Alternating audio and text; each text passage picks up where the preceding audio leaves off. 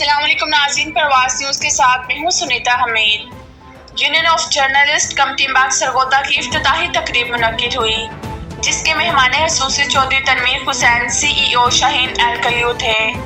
تقریب میں تلاوت قرآن پاک کی سعادت عبدالغفار بٹی نے حاصل کی۔ تقریب سے صدر union of journalist Sheikh Muhammad Rizwan, group leader Khalid Asghar Sheikh, general secretary Abdul Wahab Chaudhry, صدر پریس کلب ماہر آصف حنیف، جنرل سیکرٹری میاں محسن نے بھی خطاب کیا۔ اس موقع پر چودھری تنویر نے کہا کہ سرگودا میرا اپنا آبائی شہر ہے۔ میری خواہش ہے کہ اس کے لیے کچھ نہ کچھ کروں، ہسپتال جیسے فلاح بہبود کے کام کرنا، اور میں نے باب سرگودا مکمل تعمیر کرایا۔